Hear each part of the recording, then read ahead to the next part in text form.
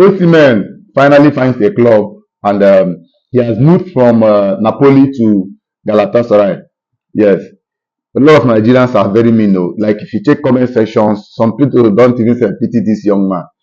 Me, I'm happy that at least he moved to a club than maybe staying 6 months or even a year without playing active football. You understand? It's going to disturb him so much.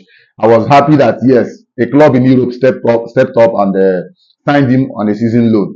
Yes, and one thing about this deal is that anything can happen. He can still cancel the transfer and move to another club.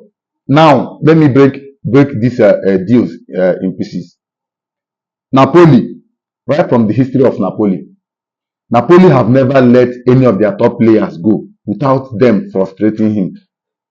Let's start from the time of Gonzalo Higuain, the time of Edison Cavani. Remember, before Edison Cavani moved to PSG, he was supposed to go to Chelsea. It was still this Napoli board that frustrated him. Now he has no other choice than to move to PSG then. When this Victor Osimenh deal was happening, those who were close to me, I keep telling them that the Saudi Arabia deal was a game planned by Napoli and other people behind them. You understand? Because at the end of the transfer, when the transfer wanted to end, we now saw who Saudi Arabia team, Al Hilal, Ali, who they wanted. You understand? At the end of the day, they wanted Ivan Anthony and not Victor Osimenh. Because from a right source from rumors I read, the offers they are making, they are not from them. All these things was to frustrate Victor Osimenh. At the end of the day, they signed who they wanted to sign, who was Ivan Toney. Now they left Victor Osimenh with Chelsea to decide where if he will go or not. And when they left this deal, it was late. It was late. Now Chelsea on their own side made their own offer. It couldn't work.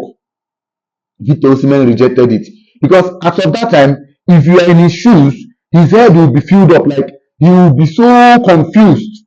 If you are Victor Osimenh in that 9 minutes of the transfer, you'll be so confused about should I have accepted Saudi Arabia at the 9 minutes. Now I'm frustrated, and Chelsea are coming with their own deal, and Chelsea want me to take a wage cut in order to come to Chelsea and all that. He will be so frustrated.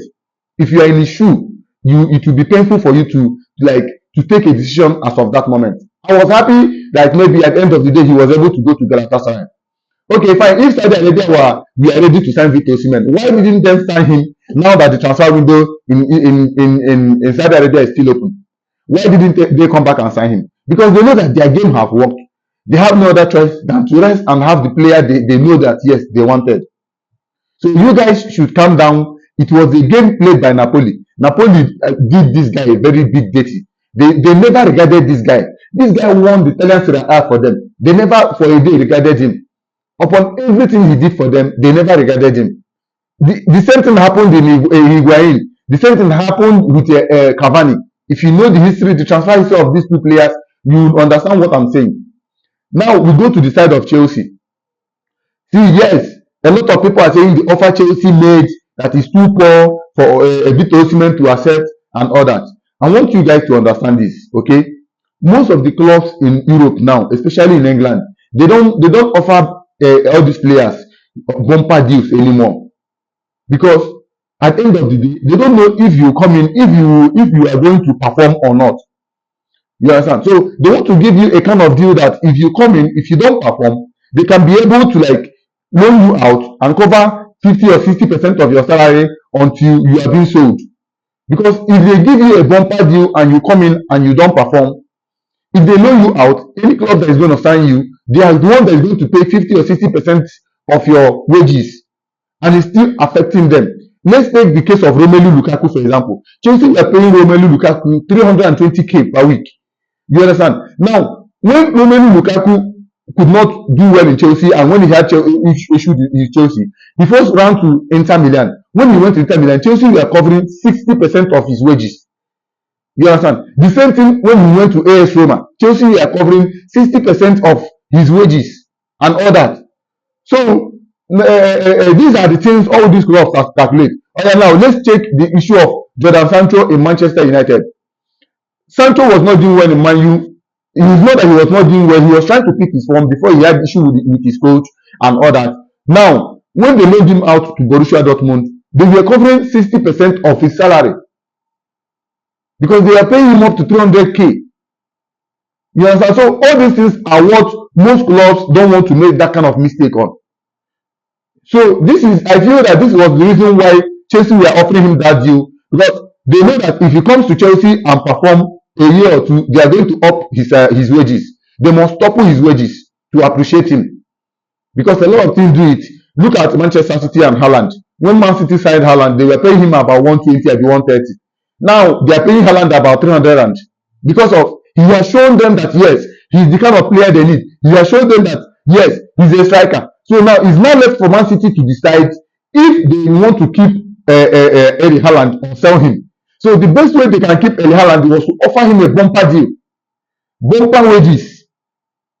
The same thing applied with Mo Salah. When Liverpool signed Mo Salah, they were paying him about 100, at the 80, at the 90, I don't know. But now look at how much Mo Salah is earning.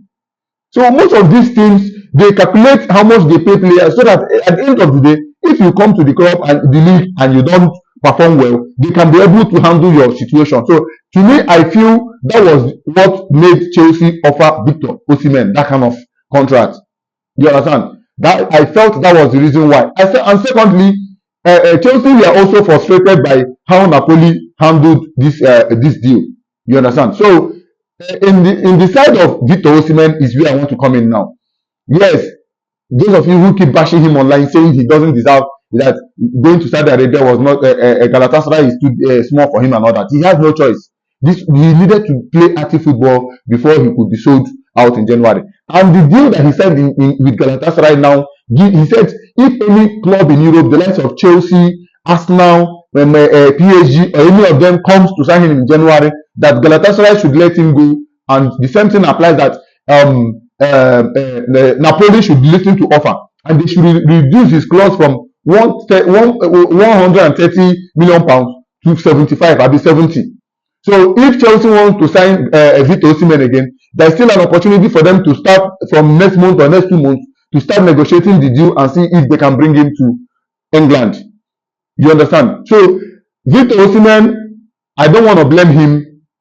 Our people say the person where we are should and him know where he depend on. The person where we are should know where he depend on. So I don't want to blame Victor Osimenh for whatsoever that happened. It has happened is that it has happened. Even you that is watching me, if you are in Victor Osimen's shoe, you may not be able to be brave enough to take this kind of decision. The young man, we have seen it that he wants to stay in Europe, because if he don't want to stay in Europe, after everything that happened, he would have moved to to Saudi Arabia.